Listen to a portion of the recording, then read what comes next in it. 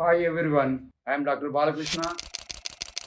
Welcome back to Dr. Balu's English Grammar Academy.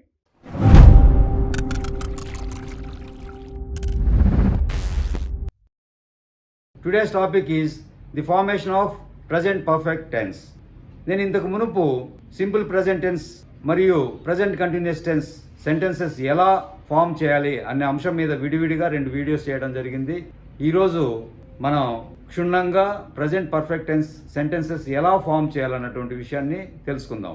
నిజానికి ఇది చాలా ఈజీ టాపిక్, ఎవరు కూడా కన్ఫ్యూజ్ కావాల్సినటువంటి అవసరం ఏమాత్రం ఉండదు, సులభంగా మనం అర్థం చేసుకోవచ్చు.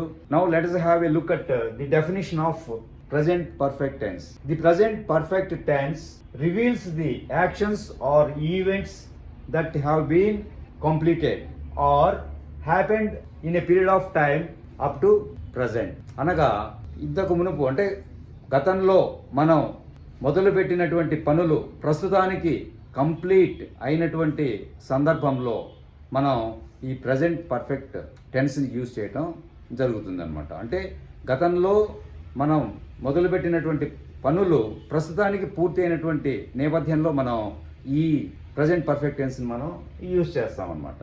ఈ ప్రజెంట్ పర్ఫెక్ట్ టెన్స్ సెంటెన్సెస్ ఎలా ఫామ్ చేయాలి అనే దానికి మనం ఒక సింపుల్ స్ట్రక్చర్ని కనుక మనం అబ్జర్వ్ చేస్తే దాని ప్రకారం మనం ఎలాంటి తప్పులు లేకుండా మనం సెంటెన్సెస్ని ఫామ్ చేయడమే కాకుండా చక్కగా తప్పులు లేకుండా మాట్లాడేదానికి కూడా అవకాశం ఉంటుంది. మనకు ఆ స్ట్రక్చర్ ఏంటంటే సబ్జెక్ట్ ప్లస్ హ్యావ్ లేదా హ్యాజ్ ప్లస్ పాస్ట్ పార్టిసిపల్. మనకు వర్బ్స్కి 4 రూపాలు ఉన్నాయి. అందులో మనకు థర్డ్ ఫామ్ వర్బ్ 3, దానినే మనం పాస్ట్ పార్టిసిపల్ అంటాం. Past participle plus object plus other words ఉండొచ్చు, ఉండకపోవచ్చు. సో ఈ విధమైనటువంటి స్ట్రక్చర్ ద్వారా మనం ప్రజెంట్ పర్ఫెక్ట్ టెన్స్ సెంటెన్సెస్ని ఫామ్ చేయవచ్చు. అసలు ప్రజెంట్ పర్ఫెక్ట్ టెన్స్ సెంటెన్సెస్ ఎన్ని సందర్భాలలో, ఎన్ని రకాలుగా, ఎన్ని విధాలుగా మనం యూజ్ చేయవచ్చు, ఈ అంశాన్ని మనం వీడియో చివరిలో తెలుసుకుందాం. ఇప్పుడు present perfect tense sentences formation ఎలా చేయాలన్నటువంటి విషయాన్ని మనం తెలుసుకుందాం. సో మొట్టమొదటిగా మనకు కావాల్సింది సబ్జెక్ట్ యొక్క పదాలు ఏంటి అనేది ఫస్ట్ అబ్జర్వ్ చేద్దాం.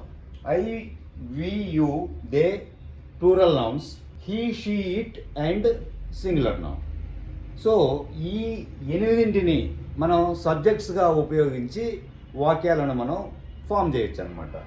I, we, you, they plural noun ఇవి ఒక సెట్.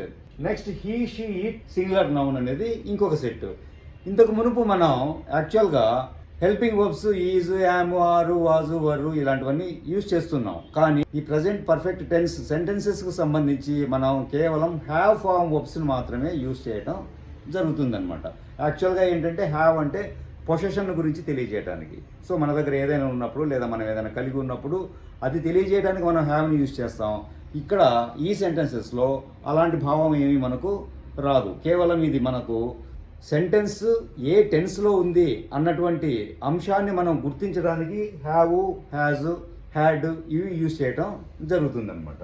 సో సబ్జెక్ట్ తర్వాత మనం హ్యావ్ లేదా హ్యాజ్ సందర్భాన్ని బట్టి అనగా సబ్జెక్ట్ పైన డిపెండ్ అయ్యి మనం హ్యావ్, హ్యాజ్లని యూజ్ చేయడం జరుగుతుంది. నెక్స్ట్ వీటి తర్వాత అంటే హ్యావ్, హ్యాజ్ యూజ్ చేసిన తర్వాత మనకు కావాల్సింది పాస్ట్ పార్టిసిపల్ అనగా వర్బ్ 3, తర్వాత ఆబ్జెక్ట్ అనగా కర్మ అంటే the receiver of the actions of doer or subject. Next other words అవి ఉండొచ్చు, ఉండకపోవచ్చు. సో ఇక్కడ హ్యావ్, హ్యాజ్ మనం వేటికి యూజ్ చేయాలి అని ఆలోచన చేస్తే I, we, you, they plural నౌన్స్కి వచ్చేసి మనం హ్యావ్ని యూజ్ చేయటం జరుగుతుంది, హ్యావ్ని యూజ్ చేయాలి. Next he, she, it and singular నౌన్కి మనం హ్యాజ్ని యూజ్ చేయాలి. అంటే వెరీ సింపుల్. సబ్జెక్ట్ ఏంటనేది మనకు తెలుసు, ఎందుకంటే 8 రకాలైనటువంటి సబ్జెక్ట్స్ ఉన్నాయి. తర్వాత ఈ ప్రజెంట్ పర్ఫెక్ట్ టెన్స్ని మనం ఫామ్ చేయడానికి మనకు ముఖ్యమైనటువంటి వర్డ్ హ్యావ్, హ్యాజ్. ఈ 2 ఎలా యూజ్ చేయాలి అన్నది ఇప్పుడు మనం తెలుసుకుందాం. I, we, you, they plural నౌన్స్కి మనం హ్యావ్ని యూజ్ చేస్తాం.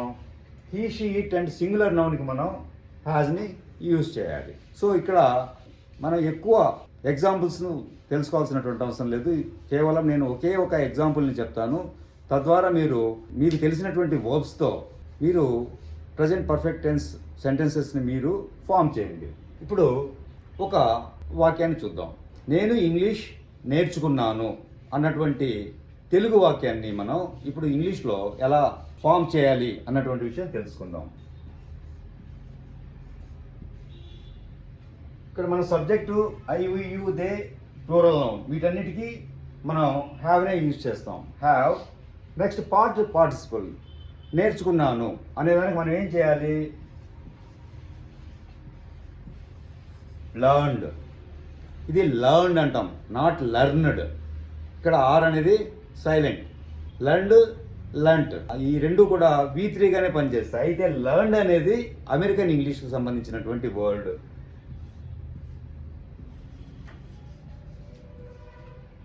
లర్న్డ్ అనేది బ్రిటిష్ వర్డ్ అన్నమాట. మనం ఈ రెండిట్లో ఏది వాడినా కూడా మనకు తప్పేం లేదు. లర్న్ అయినా యూజ్ చేయొచ్చు, లర్న్డ్ అయినా యూజ్ చేయొచ్చు.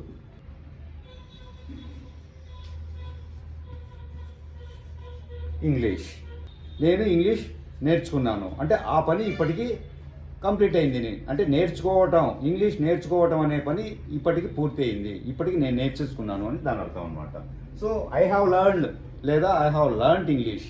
We have learned or learned English.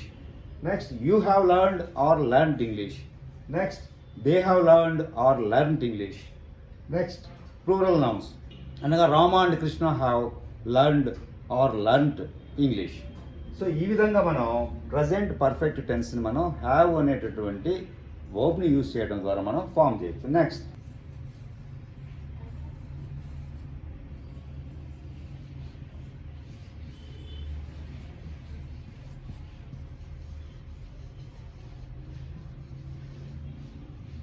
he has learned English. She has learned English. Krishna has learned English. So ఈ విధంగా లర్న్డ్ కానీ మనం ఏది ఉపయోగించినా కూడా తప్పేం లేదు. ఇందులో ఒకటి మాత్రమే మనం యూజ్ చేయాలి. అది విషయాన్ని గుర్తుపెట్టుకోండి. ఎందుకంటే లర్న్డ్ అనేది అమెరికన్ వర్డ్, లర్న్డ్ అనేది British word. So he has learned English. ఈ విధంగా మనం ప్రజెంట్ పర్ఫెక్ట్ టెన్స్ని ఫామ్ చేయొచ్చు అనమాట. సో ఇక్కడ మనకు గుర్తుంచుకోవాల్సినటువంటి అంశం ఏంటి? సబ్జెక్ట్ కావాలి. తర్వాత హ్యావ్ హ్యాజ్లలో సబ్జెక్ట్ని బట్టి మనం హ్యావ్నో హ్యాజ్నో యూజ్ చేయడం జరుగుతుంది. తర్వాత వర్బ్ 3 అనగా పాస్ట్ పార్టిసిపల్ని యూజ్ చేయడం జరుగుతుంది. నెక్స్ట్ ఆబ్జెక్ట్ని యూజ్ చేయడం జరుగుతుంది. అవసరం అనుకున్నప్పుడు మనం ఎక్స్ట్రా వర్డ్స్ని కూడా యూజ్ చేయడం జరుగుతుంది. ఇప్పుడు ఏ సందర్భాలలో మనం ప్రజెంట్ పర్ఫెక్ట్ టెన్స్ని యూజ్ చేస్తాము, ఎన్ని విధాలుగా ప్రజెంట్ పర్ఫెక్ట్ టెన్స్ని మనం యూజ్ చేస్తాం అన్నటువంటి విషయాన్ని ఇప్పుడు తెలుసుకుందాం. Number 1, present perfect tense is used in 5 situations. 5 సందర్భాలలో మనం ప్రజెంట్ పర్ఫెక్ట్ టెన్స్ని మనం యూజ్ చేయొచ్చు అనమాట. Number 1, when the action recently completed.